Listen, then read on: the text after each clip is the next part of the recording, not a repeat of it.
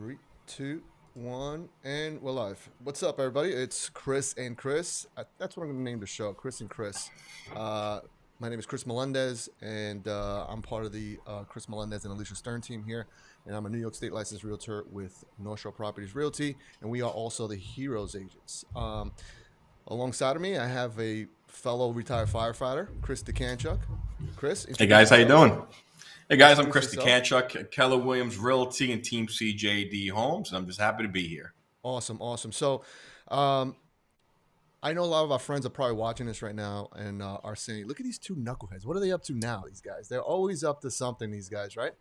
Guys in the Oh, they're gonna firehouse." be they're gonna be breaking our chops for days. I'm sure the text messages are gonna slowly roll in any minute. I think we're gonna get the most comments on this from our friends, just busting our chops. But that's one of the things that we miss as firemen is the ball busting that we used to, we used to do, we used to incur, and we used to give at the firehouse kitchen, right? Yeah, well, they are my biggest motivators. I got to be honest with you because early on in my career, they were breaking my chops. You're never going to sell houses, or you're going to be screwing people. All these things, and they ain't laughing anymore. They ain't making fun of me anymore. So they're my biggest motivators. So I appreciate them for that. That's awesome. So let me ask you a question now. So you recently retired. I retired in March of '02, and you just recently retired, correct? Yep, I got out December 28th was my retirement day. Awesome. It's And how did that go? I know that's a very stressful time for people, for firemen in particular, because it's one of those jobs you don't really want to leave. No, I was actually leaving shortly after. Anyway, I had planned on retiring June 20 and out.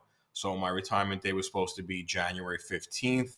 And it turned out to be a little bit earlier with all the mandates that New York was putting on, well, the fire department was putting on its members. So I got forced to retire slightly early, but I was able to reconnect with my family down here in South Carolina. So wasn't too bad.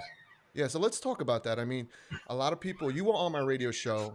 I have a radio show on 1039 LI News Radio, and it's a real estate show. It airs every Monday at 3 p.m. And we talk about real estate. We talk about how we help, first responders, members of the military when buying or selling homes.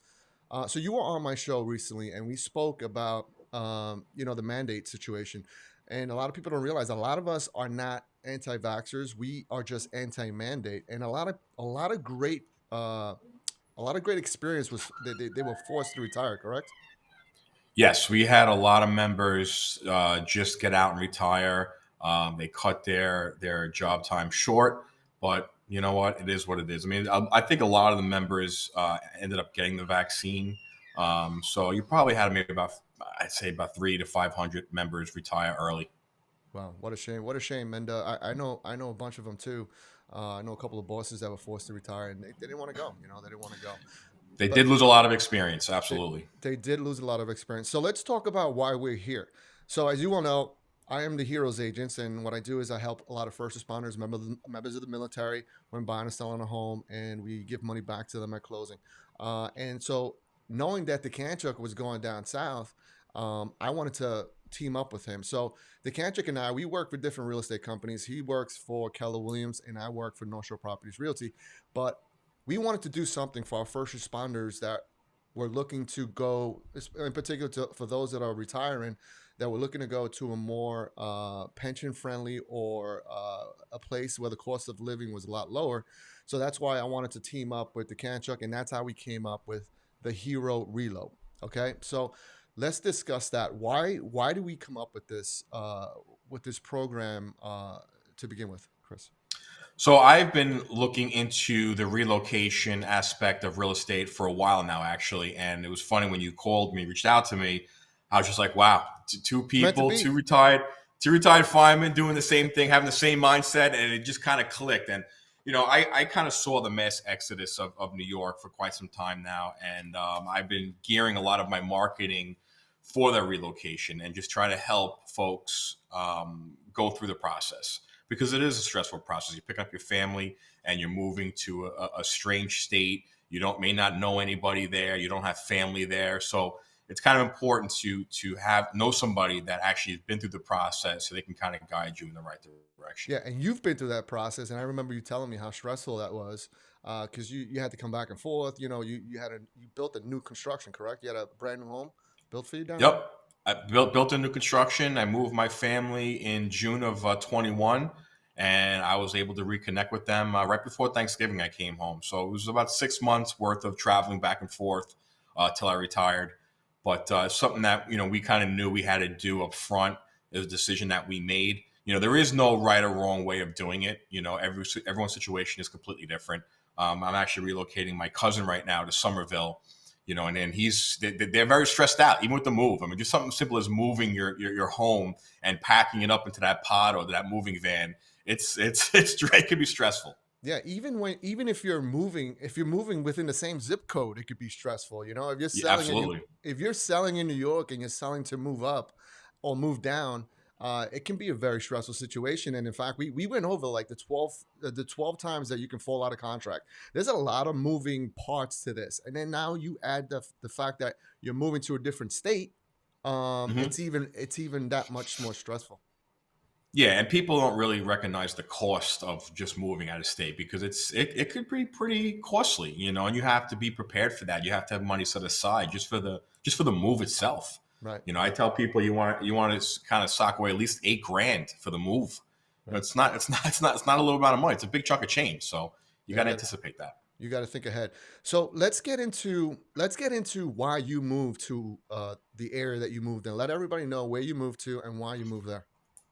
Yeah, so I always had my heart set on the Carolinas. I really wasn't sure what part of the Carolinas I wanted to hang my hat. Me and my wife had visited Wilmington, North Carolina for a few years. Liked it, didn't love it. And then in 2018, we went to downtown Charleston and stayed right in downtown. And immediately we fell in love with the downtown area. So it kind of has that Long Island feel with the New York feel, where you have the downtown city life, you have the beaches, you have like the out east country area, kind of like where I'm in.